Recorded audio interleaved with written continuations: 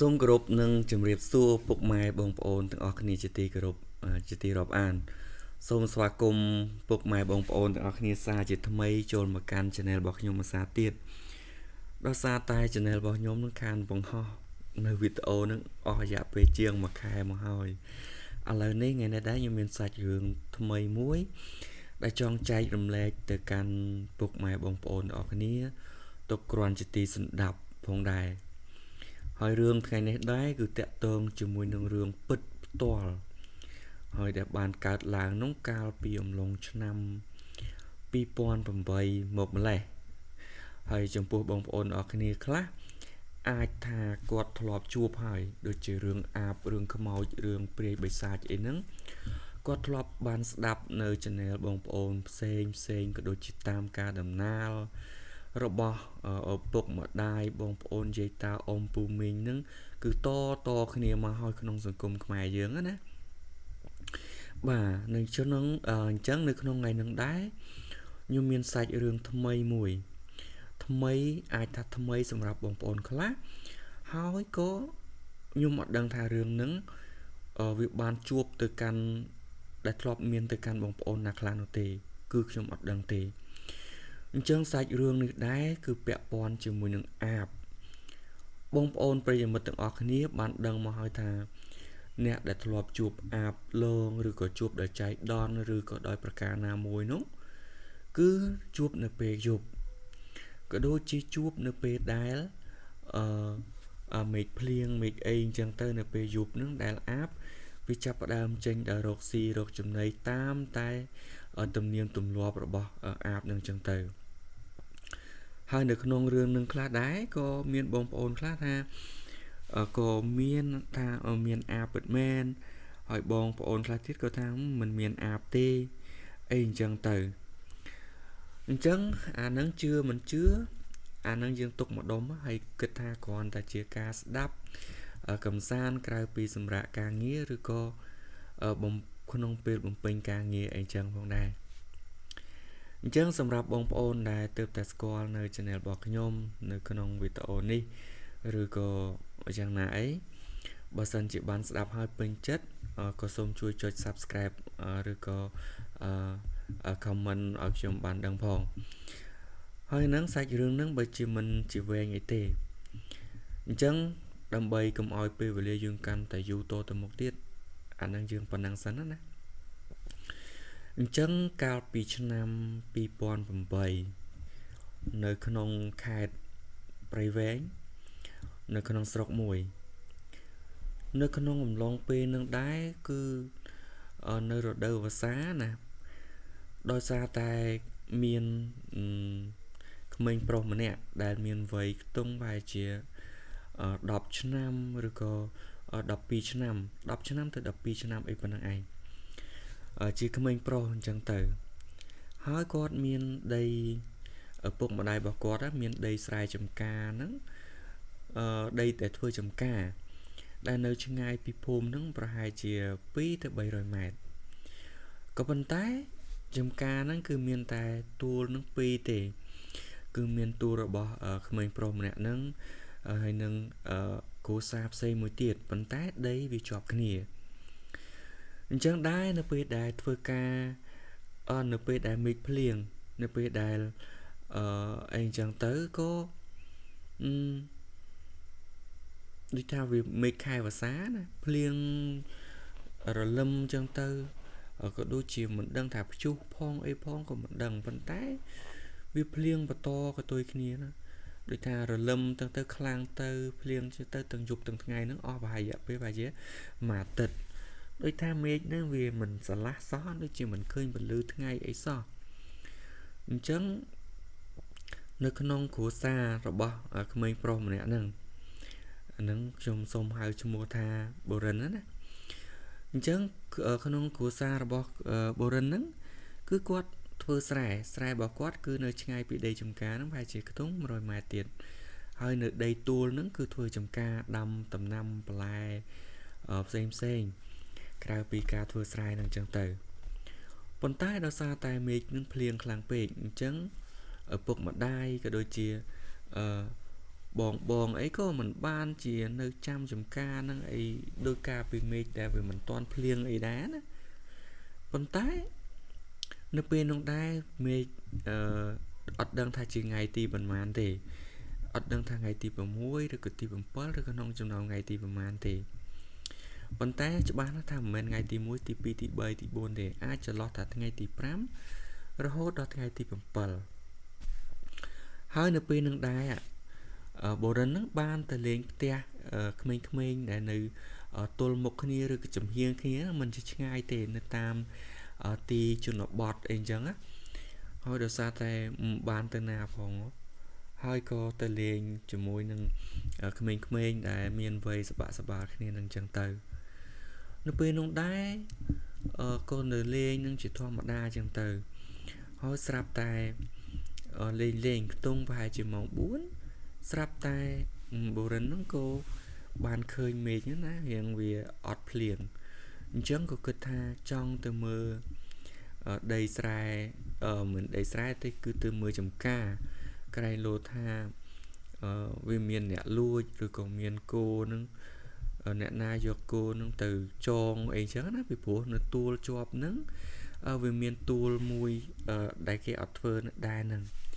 អញ្ចឹងមានន័យថាដីទួលហ្នឹងមានពីរម្ចាស់ខាងបរិនមួយនិងម្ចាស់ម្នាក់ទៀតផ្សេងទៀតប៉ុន្តែគាត់អត់ធ្វើទេអញ្ចឹងជាទូទៅអ្នកស្រុកអ្នកភូមិអីគាត់តែងតែយកគោទៅចងនៅដីជាប់ចំការហ្នឹងអញ្ចឹងលបងចំការហ្នឹងមិនជារាំងអីចិត្តទេវាគ្រាន់តែជាការជីកបកគោលដូចជា3ម៉ែត្រអីមកបកគោល3ម៉ែត្រមកបកគោលអញ្ចឹងហើយចងអាស័យមួយដើមហ្នឹងទុកគ្រាន់តែសម្គាល់ព្រំដីតែប៉ុណ្្នឹងទេមិនមែនមានន័យថាធ្វើលបងហ្នឹងមិនឲ្យគេចូលបានទេគឺគ្រាន់តែធ្វើលបងហ្នឹងកុំឲ្យតែដូចតែគ្រាន់តែខណ្ឌចែកដីព្រំដីចំការហ្នឹងតែប៉ុណ្្នឹងណាហើយនៅពេលនោះដែរបូរិនក៏ទៅតែម្នាក់ឯងទេមិត្តភ័ក្តិក៏អត់ទៅដែរដោយសារតែមិត្តភ័ក្តិរបស់បូរិនឬក៏ក្មេងៗជាមួយគ្នាហ្នឹងអត់ទៅទេពីព្រោះគេអត់មានការងារទូនទីអីទៅនឹងផងហ្នឹងហើយបូរិនហ្នឹងក៏សុកចិត្តជិះកង់ទៅតែម្នាក់ឯងហើយក៏មិនជាមានបញ្ហាអីទេដោយសារតែតាំងតែពីតូចរហូតដល់ធំមកបូរិនហ្នឹងគឺទៅចំការហ្នឹងជាមួយឪពុកម្ដាយបងប្អូនហ្នឹងជួនកាលហ្នឹងងើបតាំងតែប្រយុទ្ធនោះទៀតនោះម៉ោង4ម៉ោងម៉ោង5អីចឹងទៅជាមួយនឹងឪពុកជាមួយបងហ្នឹងគឺដើម្បីទៅស្រោចទឹកបន្លែអីចឹងទៅហើយជារៀងរាល់ថ្ងៃក៏តែងតែជិះ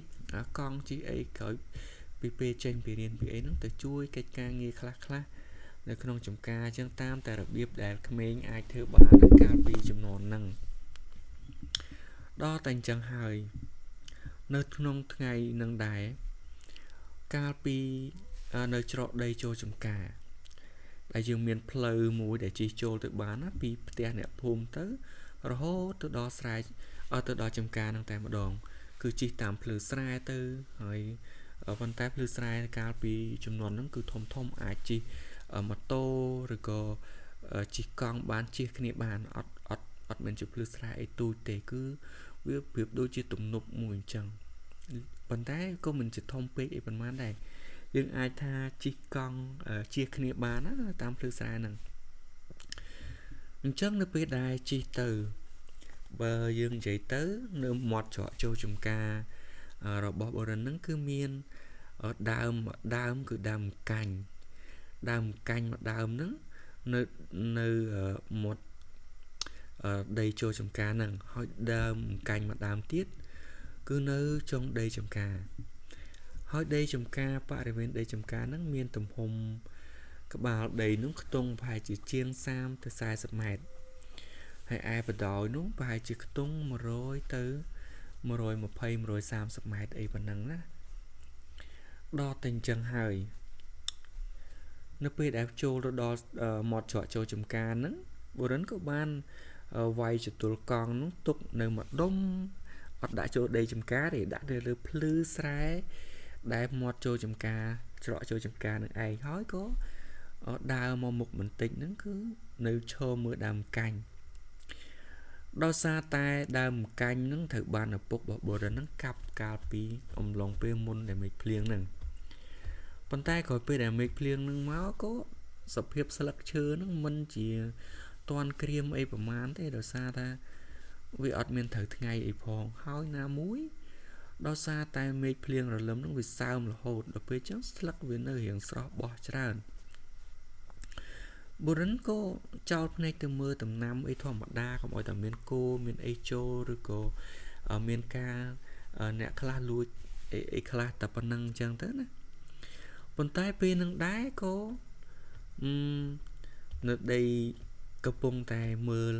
ដើមកាញ់ដែលឪពុកបុរិនបានកាប់នឹងដោយសារតែសត្វនឹងក្រងវាបានរើសម្បុកវានឹងពីដើមកាញ់នឹងទៅទីតាំងដើមផ្សេងទៀតដែលនៅជិតនឹងប៉ុន្តែដើមផ្សេងនឹងវាទូចទេ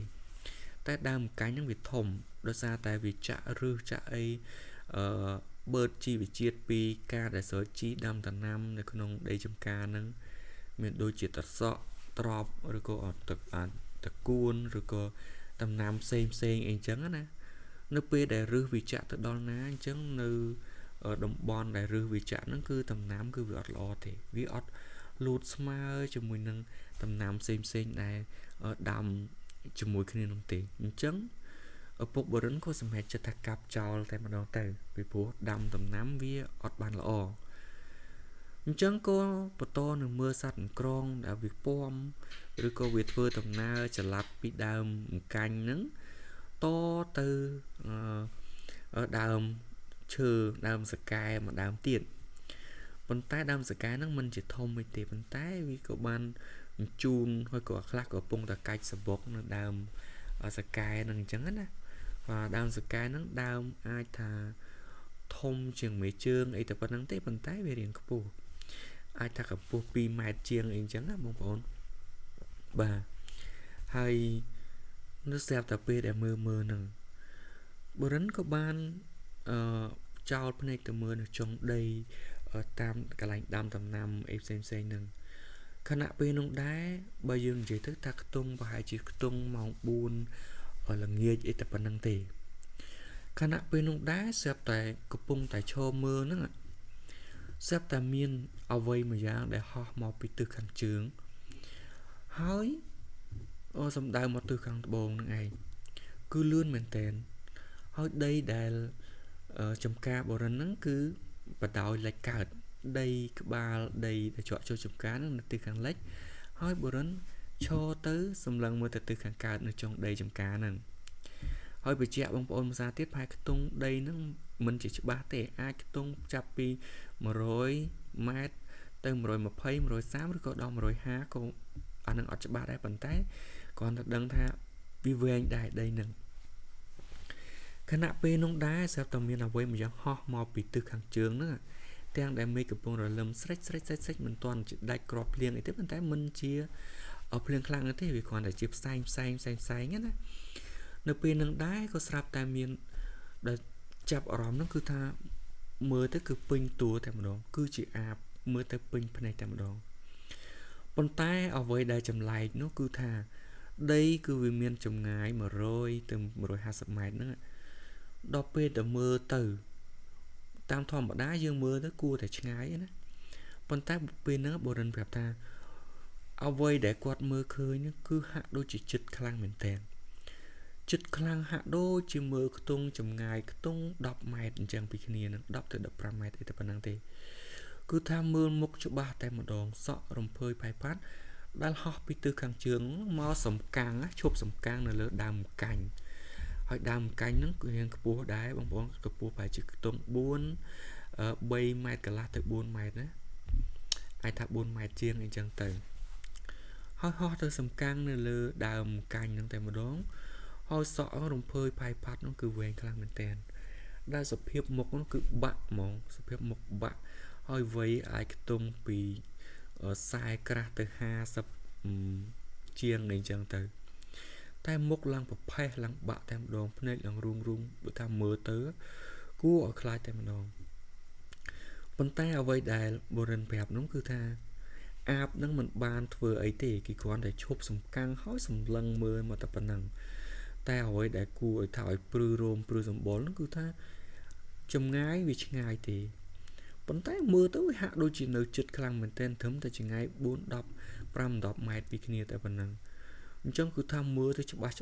បើសិនជាយើងគិតពីឥឡូវវិញថាដូចកាមេរ៉ាថត zoom អញ្ចឹងគឺដូចកាមេរ៉ាថត zoom មកអញ្ចឹងបងប្អូនហើយគឺថាវាគឺថាដិតជាប់នៅក្នុងភ្នែកក្នុងអារម្មណ៍គ្រាន់តែឃើញប៉ុណ្ណឹងបុរិនហាក់បីដូចជាភ័យញ័រដៃញ័រជើងតែម្ដងខណៈនោះដែរគេក៏មិនបានធ្វើមុខបលេបឡាចអីដែរវាអាចថាវាគ្រាន់តែជារឿងចៃដន្យមួយហើមកហោះមកក៏ឈប់កលេចឃើញក៏ឈប់សំកាំងមើលថាល្មិចល្មាយអញ្ចឹងណាប៉ុន្តែអ្វីដែលបុរិនជួបនៅពេលហ្នឹងគឺភ័យមែនទែនដោយសារតែមានតែម្នាក់ឯងហើយវានៅរៀងឆ្ងាយពីភូមិគេដែរនោះវាចម្ងាយខ្ទង់ថាពី300ម៉ែត្រពីផ្ទះដែរដោយសារតែជិះកង់ជិះអីទៅតាមភ្លឺស្រែនោះទៅខណៈពេលហ្នឹងគ្រាន់តែឃើញចឹងបងប្អូនហើយគាត់ប្រាប់ថាអត់បាននៅជិះកង់ជិះអីណាធំត្រូវទេមិនសុំទោសមិនមែនជិះកង់ធំត្រូវទេគឺអត់បានបត់កង់បត់អីធំត្រូវទេគឺលើកកង់នឹងរត់នេះថាមកឲ្យផុតពីអាម្ដុំនឹងបន្តិចសិនណាហើយបន្ទាប់ពីហ្នឹងក៏ទម្លាក់កង់មកជីចង្រៃយកនោះទៅទៀតអាគណៈពេលកំពុងតែធាក់បាន 2-3 ម៉ែត្រពីគ្នាហ្នឹងអាកង់ហ្នឹងក៏វារបូតច្បាក់ទៅទៀតហើយរបូតច្បាក់ហ្នឹងវាមិនមែនថារបូតហើយយើងដាក់បានណាអារបូតហើយវាជាប់គាំងកង់វាអត់វិលគឺថាសាំមែនតែនពេលហ្នឹងបងបរិនគាត់ប្រាប់ថាគាត់រុញកង់អូសទៅទាំងអាកង់នឹងជាប់គាំងហើយក៏បន្តរុញទៅមុខនឹងអត់ចោលកង់ទេរត់នៅតែបដើកង់នោះប៉ុន្តែដូចអត់ដឹងថាកម្លាំងមកពីណាគឺថាសងតែរហូតទៅដល់ភូមិទំរាំតែសម្រាប់ចិត្តថាឈប់រត់ទាំងមេឃភ្លៀងរត់ទាំងហត់រត់ទាំងភ័យរត់ទាំងអីហើយគណៈពេលនោះដែរអាបម្នាក់នឹងក៏បានហោះលឿនមែនទែនសំដៅទៅទិសខាងត្បូងនឹងហើយអ្វីដែលបងបរិននឹងអត់មានពេលវេលាសម្រាប់ដាក់ច្រវាក់កង់ទេគឺអូសចូលរហូតដល់ចូលក្នុងភូមិហើយឡើងទៅខ្នល់បានសម្រាប់ចិត្តថាឈប់កង់ដើម្បីដោះច្រវាក់គឺថាច្រវាក់កង់នឹងវាជាប់គាំងកង់តែម្ដងវាមិនមែនជាប់ធម្មតាអញ្ចឹងបងប្អូនដែលធ្លាប់កើតក្នុងសម័យមុនអាជិះកង់សេរីចាស់ហ្នឹងអាសេរីកង់ខ្មែរកង់អីហ្នឹងដល់ពេលដែលជិះទៅជាប់ធ្លាប់របូតច្រវាក់ហ្នឹងអាហ្នឹងបងប្អូនពិតជាយល់អារម្មណ៍ណាប៉ុន្តែបើសិនថាបងប្អូនក្មួយដែលកើតនៅក្នុងជំនាន់ក្រោយនេះប្រហែលជាមិនធ្លាប់ភ្លក់រសជាតិនៅអាប្រភេទកង់ខ្មែរជិះកង់របូតច្រវាក់ហើយអាហ៊ានជិះកង់អីជិះលើទូកខាងមុខនឹងអីទេប្រហែលជាអត់ធ្លាប់ទេតែកាលពីសម័យមុនក្មេងៗក្រុមឆ្នាំ2000អីហ្នឹងគឺសុទ្ធតែនឹងឯងជួនកាលតែក៏ជិះកង់ទូកប្រុសទូកអីនោះរៀនពិបាកមែនតើមិនហ៊ានចាប់ផ្ដើមឡើងដល់ជិះកូនកង់ណាគឺជិះកង់ធំហើយគឺមានអាទូកកដាលនឹងទៅទៀតពិបាកជិះខ្លាំងមែនតើ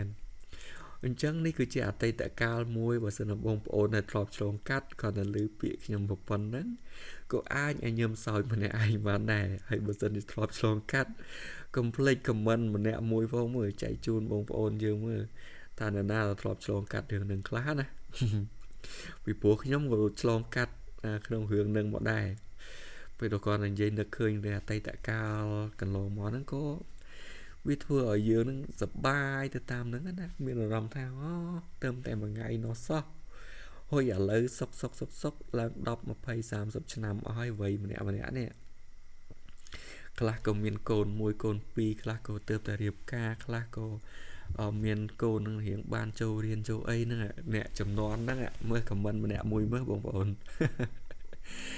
ឡូវយើងតសាច់រឿងទៅបន្តិចទៀតអញ្ចឹងបន្ទាប់ពីពេលដែលដាក់ច្រវាក់កង់ហើយក៏បុរិននឹងអត់ទាន់ទៅដល់ផ្ទះវិញដែរគឺជួបរឿងភ័យរន្ធត់អញ្ចឹងហើយក៏ចូលទៅផ្ទះអ៊ំរបស់ខ្លួនហ្នឹងដែលទៅលេងដែលជាមួយនឹងមិត្តភ័ក្តិដែលខ្លួនទៅតែចេញពីមុននឹងហើយក៏ទៅមើលចកាហ្នឹងក៏ចូលទៅវិញហើយក៏ទៅអួតរឿងរ៉ាវទាំងអស់ហ្នឹងប្រាប់អញ្ចឹងទៅ ប៉ុន្តែអ្វីដែលសំខាន់ទៀតនោះគឺចាស់គាត់អត់ជឿទេថាដែលអាបណាវាចេញទាំងថ្ងៃអាបគេចេញតែពេលយប់ពេលអីចឹងប៉ុន្តែពេលហ្នឹងបងបរិនគាត់និយាយថាគាត់ទៅភូតធ្វើអីកុហកធ្វើអីបើគាត់រត់មិញចង់ដាច់ខ្យល់ហ្នឹងហើយបើមិនជឿទៅមើលដានកង់ដែលគាត់អូសមកតាំងពីស្រែតាមភ្លឺស្រែហ្នឹងហើយអាភ្លឺស្រែហ្នឹងជិះរាល់ថ្ងៃទៅវាមានស្មៅណាដោះអីបងប្អូនវាអាស្នាមហ្នឹងវាមិនសូវមានណាហើយដល់ពេលអញ្ចឹងភ្លៀងមកក៏វាមានបែកផុកបែកអីខ្លះអញ្ចឹងទៅគឺអូសមកឃើញស្នាមកង់តាំងពីដីចំការរហូតចូលដល់ដីភូមិរបស់គេណោះប៉ុន្តែចាស់គាត់អត់ជឿអញ្ចឹងបានត្រឹមតែក្មេងៗគ្នាឯងហ្នឹងក៏ជឿតាមហ្នឹងហើយក៏ភ័យក៏ខ្លាចដូចគ្នានឹងឯងនិយាយពីថាញ័រដៃញ័រជើងអស់ហើយបងប្អូនហើយដល់ពេលហ្នឹងបើគេហេតុផលដែលក្មេងៗជឿគឺបានប្រាប់ថាបើហែងមិនជឿហែងមកទៅមើលអញអូសកងមកចិត្តដៃខ្យល់វិញអើបនេះអញហើយជឿឲ្យទៅមើលទៅគឺបានតែប៉ុណ្ណឹងវាមានហេតុផលសម្រាប់បញ្ជាក់ក្មេងៗណាប៉ុណ្ណឹងប៉ុន្តែចាស់គាត់អត់ជឿទេប៉ុន្តែនៅមានសាច់រឿងមួយទៀតដែលចាស់អត់ជឿហ្នឹងហើយគាត់ជួបអាបផ្ទាល់តែម្ដងដូចគ្នាដែរដែលគាត់អត់ជឿបរិនហ្នឹងណាដល់ពេលអញ្ចឹងថ្ងៃមួយនោះគាត់ជួបអាបដូចគ្នាផងដែរប៉ុន្តែអាសាច់រឿងហ្នឹងខ្ញុំសូមថាចាំលើកទៅវីដេអូក្រោយចុះអញ្ចឹងសាច់រឿងហ្នឹងខ្ញុំសង្ឃឹមថាខ្ញុំសង្ខេបទៅប៉ុណ្ណឹងហើយបងប្អូនអ្នកខ្លះធ្លាប់មានបទពិសោធន៍ជួបអាបជួបអីអញ្ចឹងហើយមានធ្លាប់ដឹងអត់ថាមានតែជួបពេលថ្ងៃអញ្ចឹងណាអញ្ចឹងគឺថាអានឹងស្ដាប់ទៅបងប្អូនចន់ជាការកំសាន្តណាជឿមិនជឿអានឹងទុកមកដុំទៅទុកគ្រាន់តែស្ដាប់កំសាន្តកែអបសុខហើយបើពេញចិត្តនៅវីដេអូហ្នឹងសូមបងប្អូនចុច Subscribe ម្នាក់មួយផង comment ម្នាក់មួយផងហើយក៏បើសិនបងប្អូនមានចង់មានសាច់រឿងអីចង់ឲ្យខ្ញុំយកមកនិយាយមកអីដែរ comment ប្រាប់ខ្ញុំផងបងប្អូនអញ្ចឹងអរគុណបងប្អូនទាំងអស់គ្នាហើយក៏ជម្រាបលាប៉ុណ្ណឹងហើយយើងនឹងជួបគ្នានៅសាច់រឿងក្រោយទៀតអាចនឹងតពីអ៊ំប្រុសម្នាក់ហ្នឹងដែលអត់ជឿបងបរិនអញ្ចឹងអរគុណជម្រាបលាជួបគ្នាវីដេអូបន្ទាប់ជម្រាបលាបាយបាយ